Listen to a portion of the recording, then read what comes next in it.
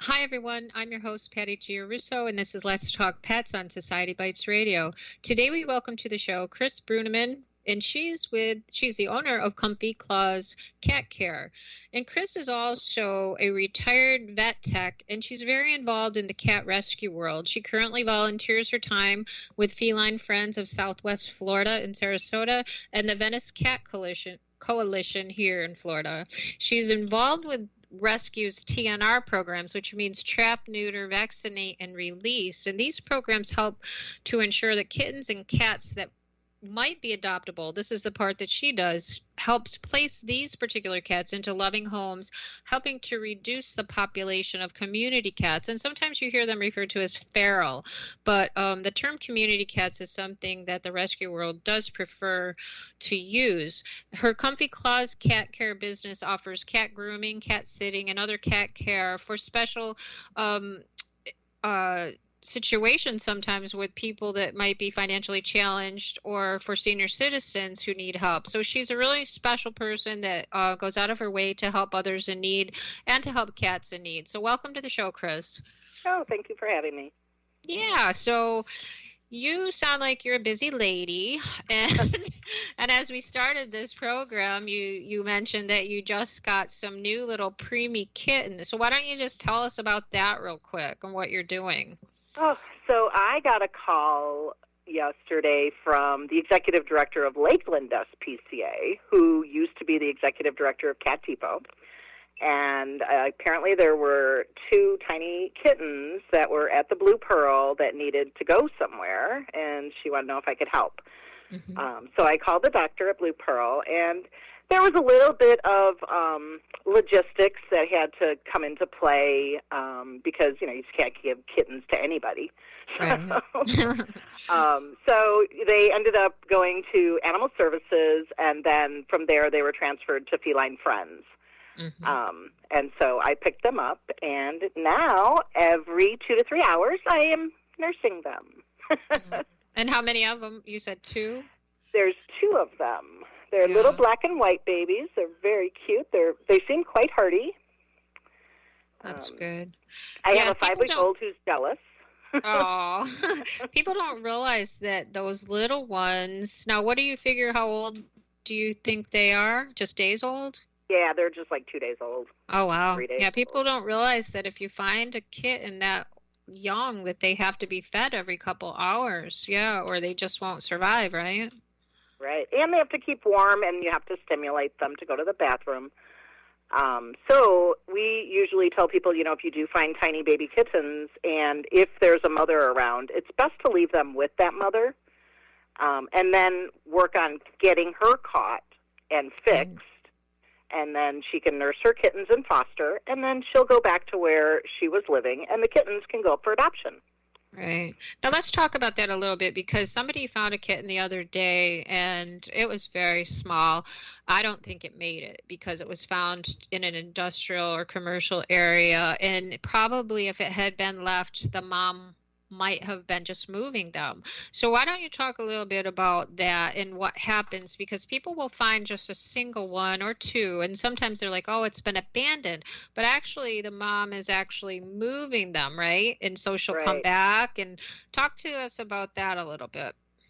Yeah, so it doesn't make sense to us, but for a cat, the best place to raise your babies is where there's food. So what's better than a dumpster?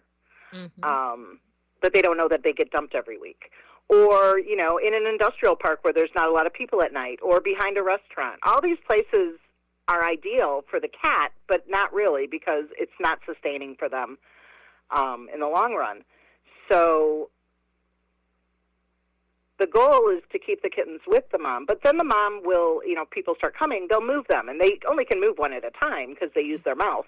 Right. So they'll carry a kitten over to a place, and sometimes something happens. The mom gets scared, or somebody shows up, or, God forbid, they get run over by a car or something. And so, a lot of times you will find just a single kitten by itself. Yeah. And you just don't know if she's going to come back. So usually the best course of action is to try to stay back and monitor the situation for a little bit and see if she comes back. But if she doesn't come back in a couple of hours, you'll want to bring that kitten into safety and make sure that it's fed and warm and all that. And you could try later, maybe put it out and see if the mom would get it. It's always kind of like play it by ear. Yeah. And I know it's hard when people are, like in this case, it was near I don't know if I think a car dealership or something. So it was somebody that worked there, saw it, and, he couldn't really do anything because he was working. And, I was reaching out to get some help, but then I never got any answer back from anybody as far as who posted it, so we could get them help. And I think this is the one I may have gotten in contact with you about because, because when I reached back out to them, no response back to me. So I had no way of finding out. So I just imagined that the poor little thing didn't make it, but we don't know. Nobody ever answered us. Yeah, so you never know. And it's always good if somebody's looking for help to leave a contact of some sort because you may not get an answer immediately, but there's a lot of people that monitor some of these Facebook pages. I've got several that I watch regularly just to know what's going on in the area because once you get involved in the community cat arena, I guess you'd call it, you start to realize that it's pretty well interconnected. There is different pockets of community cat areas where there's a lot of cats. There's a lot of different people that are helping those cats, be it trap, neuter, return, fostering, just feeding, even just feeding. There's feeders. LA Cat Allies has a really good protocol for community cat maintenance, I guess you'd call it, for, maintaining a colony. And so basically, you go in and trap, neuter, vaccinate, and return the adults. You pull out the friendlies and you pull out the kittens. But then going forward, you have what's called a colony, which is a group of cats, and you want to make sure that they're healthy and living their best life, even though they're outside cats. And so, regular feeders and just maintaining, that their health as well. If you have one that gets sick, you want to trap it up and find a friendly vet that handles community cats. Not all vets know how to deal with community cats, but there's quite a lot out in this area that do. Yeah, so, I know it's difficult when, because we get a lot of requests or I'll get messages, and to know who to turn to because time is of the essence on a lot of these little ones. So what would you suggest, like if I was reaching out to somebody or trying to and I couldn't get through to anybody and the time is short? So you said these little ones ended up at Blue Pearl, and I know they do have the contract with Animal Services. So, they have to go through their system, which is fine. It's just a lot of times people don't want to go that route or it's out of the way or something. It just becomes a logistical nightmare sometimes. It does. But if you're in a bind, your best bet is to take them to Animal Services or take them to an emergency. There, at least there's somebody that can care for them and start trying to find someone. Because if you're just trying to call around, certainly, Feline Friends and Venice Cat Coalition, these are not brick-and-mortar buildings, facilities. These are people who work out of their home, and, it's just never-ending work, too. So, they maybe can't get back to the phone call right away. I know, Mondays especially, everybody's phones are blowing up from the weekends. Right. So, if you really, really have to have help and you can't, I always tell people, if you can go to the store and get some KMR and get a bottle, you can keep a little kitten alive until we can find it a foster. Because I'm always willing to teach someone, and it's really not that difficult. Yeah, you don't get a lot of sleep, but, it makes you feel good to do a little something. Oh, I bet. Yeah. I had another kitty that she's like 4 months old now, and she was like 2 months old. She should have weighed 2 pounds. She was less than half a pound. Very bad upper respiratory. She's actually blind, but this little girl she's vital, and she plays, and she knows where everything is in the house. Being a blind cat is nothing to her. But, if she hadn't gotten found when she did, she would have not made it. She was pretty close to death's door when she came in, but she's doing really good now. Yeah. So how did you decide to basically you started your other business here, the Comfy Claws Cat Care. What made you start that and get out of the veterinary tech business, I guess?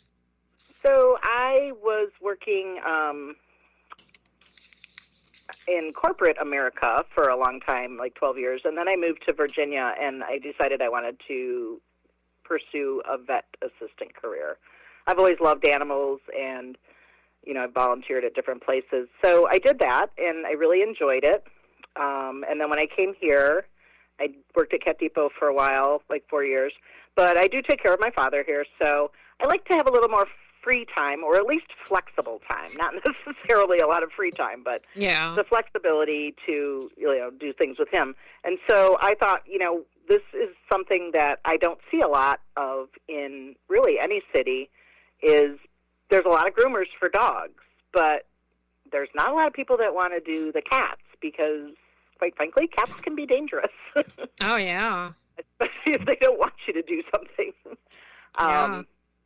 I know, I didn't even realize, and just because I love animals too, that one of the ladies from the Animal Network gave me these big giant gloves because I told her how we had a meeting, and I went outside of the building and there's a kitty, and I got my scanner out and went to scan it, and the cat was nice. It didn't try to attack me, but she's like, Patty, you should never do that without gloves on because you don't know if it's got rabies, blah, blah, blah.